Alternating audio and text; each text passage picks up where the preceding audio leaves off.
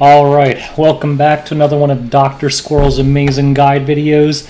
Today this one's for the beginners out there, so if you're a long-time player you could probably skip this guide, but today we're going to talk about how to go about 6-starring your units quickly and efficiently.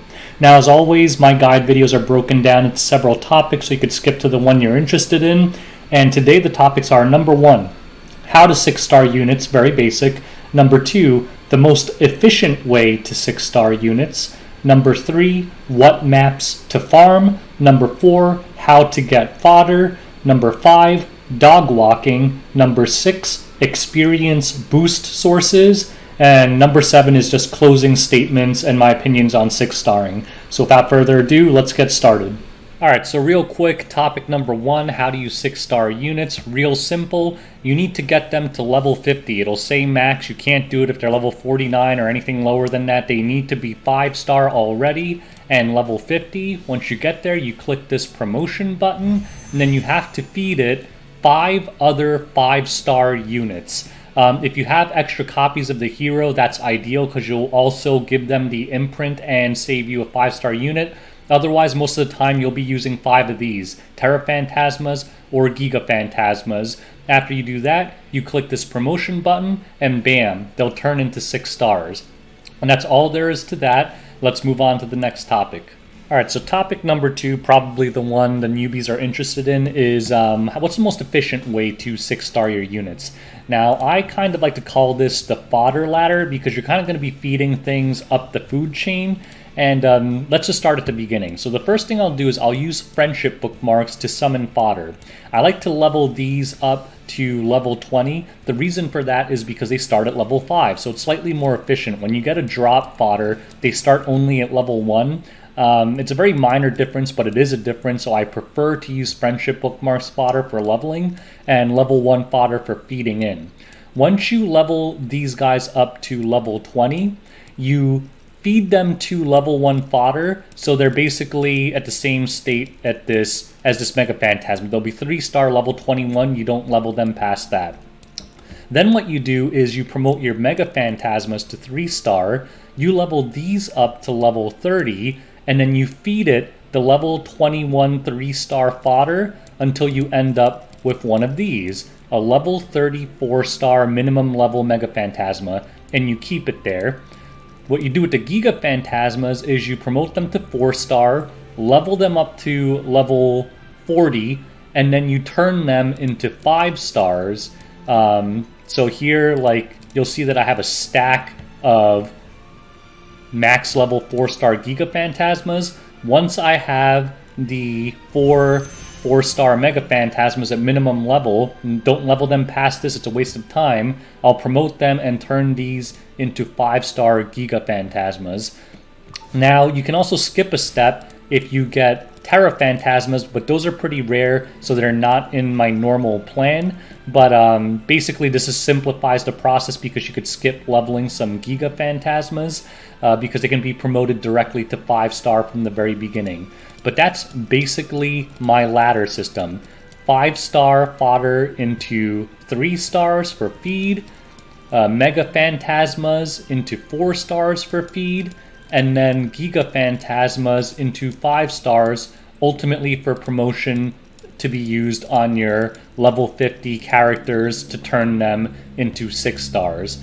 Now that's what I believe to be the most efficient way to level. The reason that everyone uses dogs is because all the dogs have a passive that gives them bonus experience, so it makes them slightly more efficient to level. Now let's talk about the team makeup you're going to bring to your battles. Alright, so in terms of bringing your units into battle, this is what you want to do. I have my level 5 fodder from Friendship Summons, not level 1, to make it slightly faster. I have my Mega Phantasma, a Giga Phantasma, and then my Dog Walker. Now, if you're really anal and want to be extra efficient, what you can do is actually bring 4 fodder, assuming that the map is not too hard and you have some decent supporters. So if you're a newbie, I highly recommend just friending a bunch of random people who have Arbiter Vildred, and then you could just spam Arbiter Vildred supporters every single map, and you should be able to bring 4 supporters for maximum efficiency.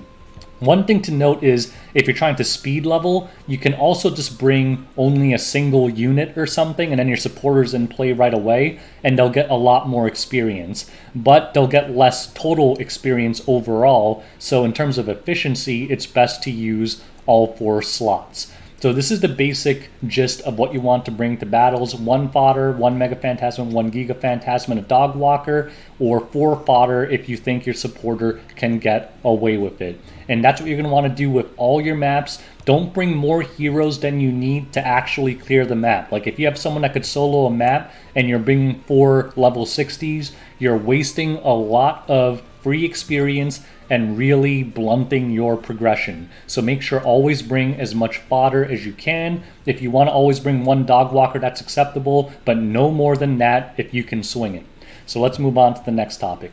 All right, topic number 3 I'm going to cover quickly is what maps are most efficient for farming experience. And I honestly feel like this is not an important topic because you should not be farming just for the sake of experience. You should be trying to farm catalysts and just farming wherever map has the catalyst you need. But the quick answer is generally the harder the level, so the Act 10 or whatever you want to call it, gives more experience than Act 1 because the monsters are harder. So if you really want the most experience per energy, you want to do the hardest maps that you actually can.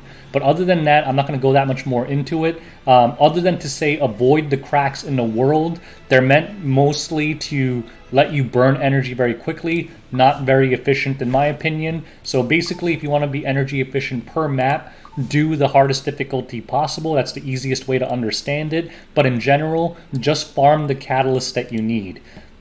The other thing is Spirit Altar and Hunt give a lot of experience. Now, with Hunter team being out, a lot of people can't 3-man their hunts or anything, so you're probably not going to be bringing fodder to these for the most part, but if you can, they'll give you a ton of experience. But Spirit Altars are very easy to 3-man. A lot of them you can even 1-man if you have something like ML Ken, so feel free to bring fodder to your Spirit Altars because they give a ton of experience and gold for the energy, and it's a very efficient way to level your units. The only last thing that I want to touch on, clear up a common misconception that many people have and might actually be one of the most important things to cover here, is that when you're doing the side stories, a lot of people seem to be under the conception that the higher the difficulty, the better the EXP to energy ratio. That is absolutely incorrect. Hell actually, this map doesn't have Hell difficulty, but Hell actually gives less experience per energy than normal. Normal is the most efficient one, so I would say always do normal unless you're really trying to close out an event, because the higher difficulties are more efficient from an event currency perspective per energy. But in terms of experience, you always want to be doing normal because it gives you more, and also because you're clearing the map more times, you're getting more fodder. And a lot of times as you do this, you're going to find that fodder is the most limited resource in terms of 6-starring your units. So always do normal difficulty in the side quests if time allows. Only do the higher difficulties if you're desperate and trying to close out the side event shop before the event is over. So let's move on to the next topic. So topic number 4, where to find fodder. A lot of people will struggle getting fodder, so we're going to go over all the options from worst to best. So the worst one is just come here and summon a bunch of Mega Phantasmas, but remember, they start at 2-star max, not great fodder.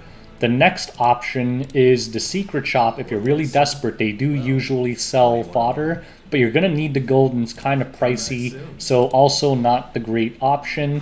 The third option is friendship summons. You can theoretically use these as fodder if you're desperate, but remember, they start at level 5, so honestly, I prefer to use these for leveling.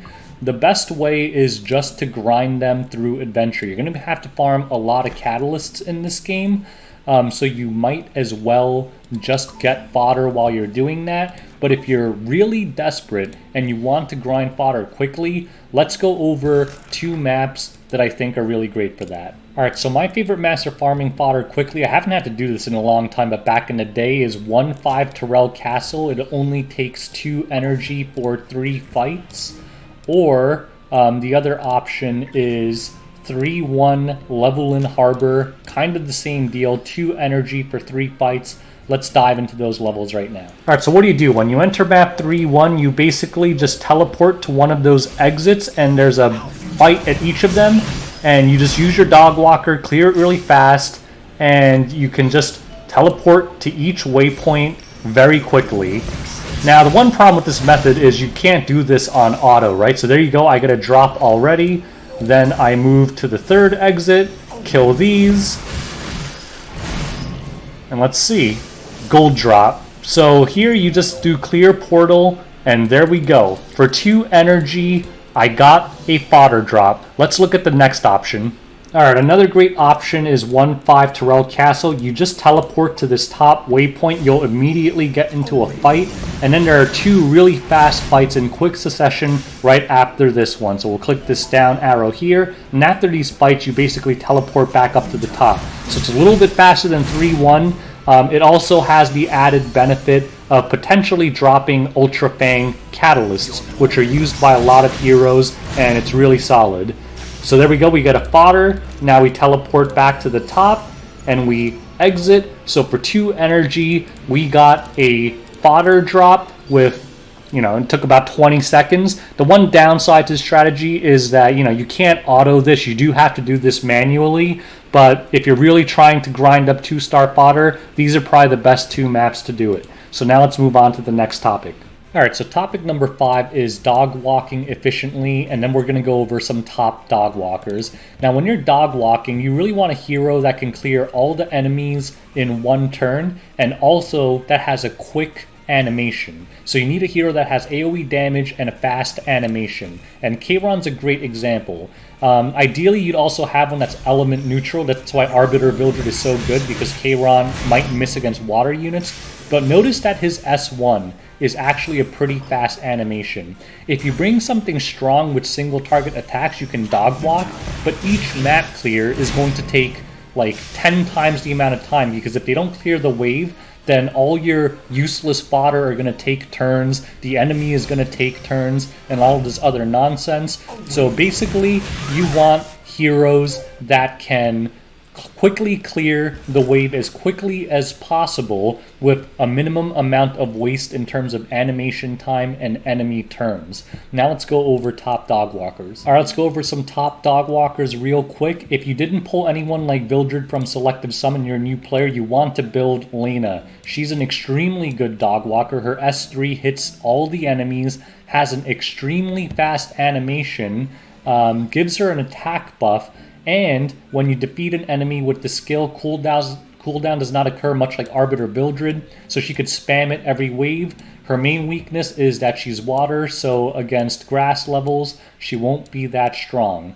Other good candidates, if you have them, are things like Celestial Mercedes is okay because she has 2 AoE moves, but then the 3rd wave she won't. Clarissa is very good. And then let's move on to 5 stars. Honestly, the gold standard is Arbiter Vildred. It's why I said friend as many people as possible Arbiter Vildred, because he's very strong, and when he defeats an enemy like Lena, cooldown does not occur, so he could spam it every turn, and the animation is very fast. If you don't have Arbiter Vildred, like many of us, Vivian actually works well if you have Time Matter. Without it, not that great. And then Vildred is very good as well, because you want to turn off his skills for the most part because S1 strong enough, and then his S2 will proc and clear out the screen. I'm assuming Charlotte is also pretty good, but I don't have her. Kayron is pretty good, just make sure he has immunity set so that his S1 becomes an AoE move. And another one that some people used to use a lot back then, I personally did not like him because the animation is so slow for his S2 to proc, but it says. A lot of people say Says is a strong selective summon because he's a decent dog walker, but again, he's weak against grass units, and in my opinion, his animation's kind of long. Against certain levels that have boss levels that are really strong, your dog walker might actually die. For maps like that, things like ML Ken or Champion Zerato are very popular. Now, theoretically, you can use any hero in the game as a Dogwalker as long as they're built correctly, but these are the heroes I recommend from a time perspective. I'm sure there are some other good ones that I missed, but basically as long as they meet the criteria of quick animation and strong AoE damage that is spammable every turn, they're a good Dogwalker. So let's move on to the next topic. So topic number 6, let's go over experience boost sources real quick. The one that's accessible to everyone is join a guild if you haven't joined a guild, and make sure it's an active guild that keeps these buffs up. As long as your guild master buys these buffs, you'll always have 10% extra gold and experience. If you're not completely free to play, you can buy the 2 cheap packs for 15 bucks a month. They'll give you another 10% experience and 5% gold. If you're completely free to play, feel free to ignore that advice. There's also an experience booster in the shop. I highly recommend you never ever buy this, but if you're completely desperate, even if you're desperate you shouldn't, but if you don't want to listen to me, this is in the shop, a 50% experience booster, so that is an option. Another booster that may not be accessible to you, but if you've been playing for a few months, you would have gotten it during a free login event for, I believe it was for New Year's or something, but or the 1 year anniversary. This artifact increases the experience acquired by everyone on your team by 10%.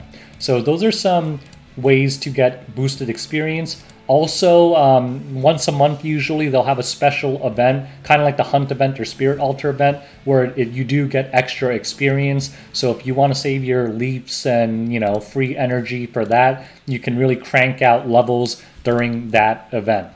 Now let's move on to the next topic. All right, so topic 7 is closing statements. Now I usually don't do this, but I think it's an important thing to note.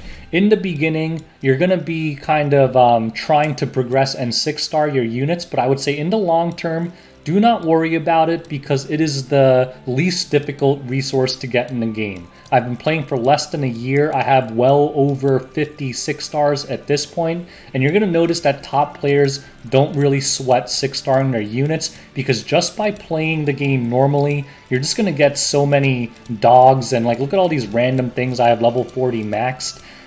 You're just going to get there. So when you're a new player, this is going to be a focus of yours to get your core 10 6-star units. After that, don't worry about 6-starring units so much. Just make sure you're clearing out the side story, make sure you're farming catalysts, and as long as you're doing it efficiently by running with 3 fodder, you're going to find that you always have enough resources to 6-star what you want. Another thing that I forgot to mention I want to talk about is high command. Make sure that when you have units you want to level and you don't want to actually use them, these things actually give a lot of experience. So just put them on your high command teams and they will slowly level up over time. I usually just do it on the units that I'm not using, and they'll get to max level pretty quickly, maybe a week or two, which is pretty fast considering I'm not even using them at all. So that's another great way to level your units.